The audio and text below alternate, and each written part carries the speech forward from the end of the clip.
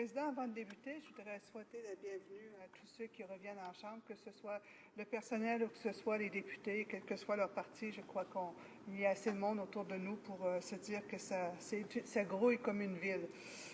Lorsque j'ai entendu parler aujourd'hui un peu plus tôt de la députée de Laurier-Sainte-Marie demander ce débat d'urgence, je n'ai pas hésité une seconde à mettre mon nom pour prononcer ce discours. Je vais débuter cependant en vous racontant une petite histoire qui est tout à fait une autre épidémie, bien documentée celle-là, soit celle de la grippe espagnole. Ma mère avait 12 ans à cette époque et a vécu cette pandémie. Par la suite, elle est devenue infirmière, mais la raison pour laquelle je veux vous parler de ma mère, c'est qu'elle nous a souvent parlé de la grippe espagnole, de ces ravages de ce virus qui a fait partout dans le monde près de 30 millions de personnes, selon l'Institut Pasteur, et on dit probablement plus à l'heure actuelle. Ma mère nous contait, entre autres, l'histoire de M. Juan Bitz.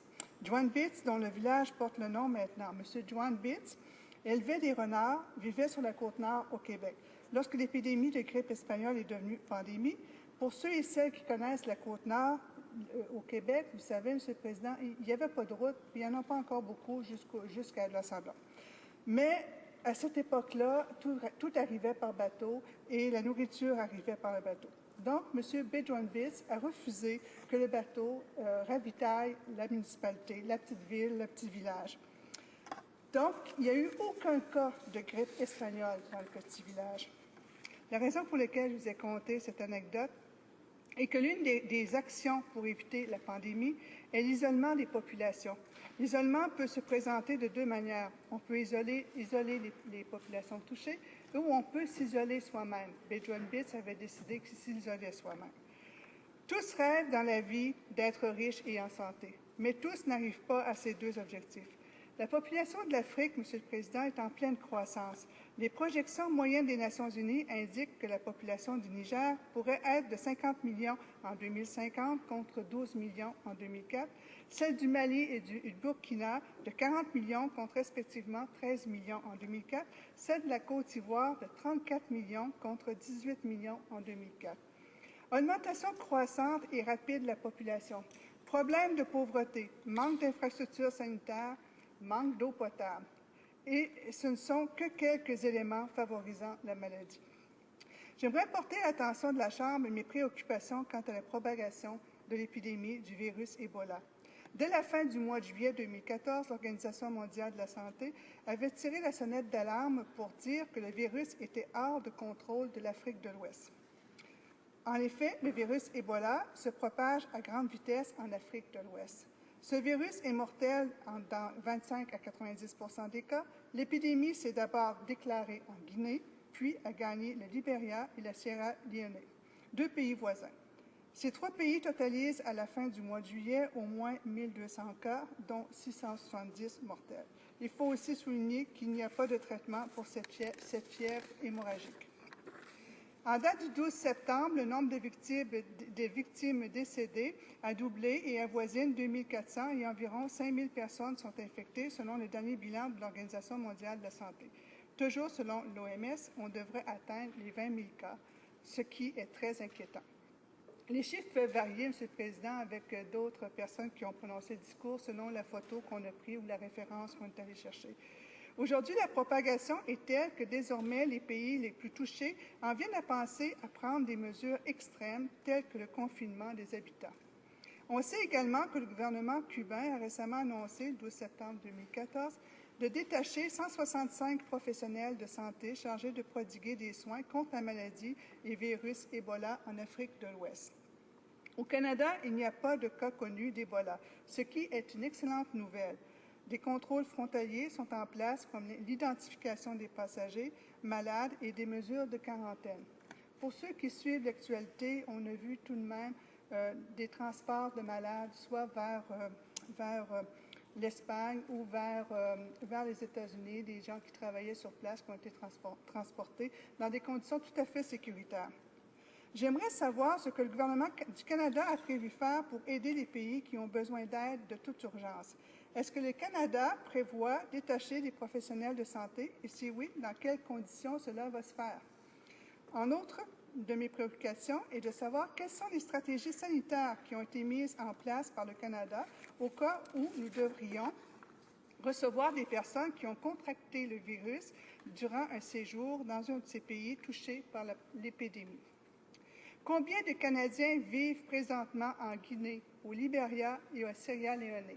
Peut-on avoir ces chiffres? Y a-t-il une mesure spécifique de rapatriement pour les Canadiens qui auraient contracté le virus? Y a-t-il un plan sanitaire d'urgence auprès des autorités sanitaires, des compagnies aériennes et de la population? Quel support le Canada compte-t-il apporter à l'OMS qui, dans sa feuille de route, souhaite mettre fin à la transmission partout dans le monde dans les 6 à 9 mois à venir? L'OMS souligne d'ailleurs qu'il est urgent que l'action internationale s'intensifie pour enrayer l'épidémie. Qu'est-ce que le Canada compte proposer? Comment le Canada va-t-il s'impliquer et participer à cette coordination internationale?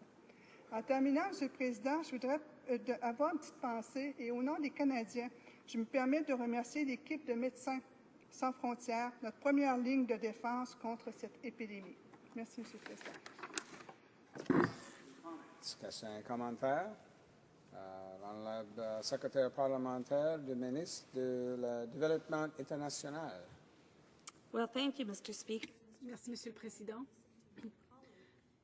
Monsieur le Président, j'ai écouté ma collègue très attentivement et il est dommage qu'elle n'ait pas été là pendant que j'ai livré mon discours, car j'avais dit ce que le Canada est en train de faire. Eh bien, 2,9 millions de dollars à l'OMS pour l'aider à lutter contre la maladie et atténuer les risques, 1,7 million de dollars pour appuyer les interventions humanitaires de Médecins sans frontières, une centaine de milliers de dollars à la Croix-Rouge, 200 000 dollars à l'OMS pour le programme de crédits de santé internationaux. Et ce soir, il y a à peine 3 heures, le ministre de la Santé a annoncé 2,5 millions de dollars en équipement de protection personnelle. Ma collègue aimerait-elle que je lui transmette cette information?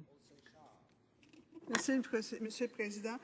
Est-ce que le Canada a prévu contribuer aux moyens de transport, aux moyens d'envoyer du personnel pour aider sur place à traiter les malades? Questions and comments. Questions et commentaires. Honorable député de Laurier-Sainte-Marie. Merci beaucoup, Monsieur le Président. J'aimerais remercier ma collègue pour son discours et j'aimerais remercier ma collègue pour un point particulier qu'elle a soulevé et qui n'avait pas été soulevé à date dans ce débat ce soir, à l'effet que combien de Canadiens vivent en ce moment dans les régions touchées. Je pense que c'est les plus durement touchées. Je pense que c'est une question fort intéressante. Maintenant, bon, évidemment, on sait que l'OMS et les Nations unies ont fait un appel pour 600 millions de dollars. Les Américains ont déjà donné 100 millions de dollars et on s'attend à ce que demain, le président Obama annonce d'autres mesures.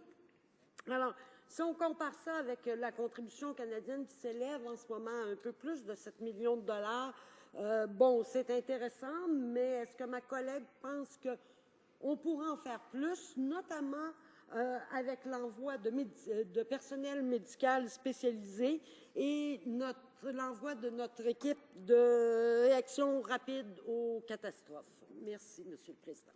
La députée de Charlebourg-Saint-Charles. Monsieur le Président, je crois que les équipes médicales sur place sont de plus en plus épuisées et ont besoin de renforts qui viennent un peu partout dans les pays du monde. Médecins sans frontières fait un travail extraordinaire. Ils ont besoin de ressources supplémentaires. Il faudrait que le Canada puisse envoyer des médecins, des spécialistes, des médicaments, de l'équipement, de l'argent, oui, quoique on dit toujours merci à de l'argent qui arrive, quelles que soient les sommes, même si elles sont minimes versus celles que les États-Unis envoient. Il demeure que c'est quand même un apport important et il faut en remercier le gouvernement d'avoir au moins pensé à envoyer ça. Mais on a besoin aussi de véhicules, on a besoin d'essence, on a besoin d'eau, on a besoin de tentes, on a besoin d'infrastructures médicales pour pouvoir opérer et travailler en toute sécurité. Questions and comments.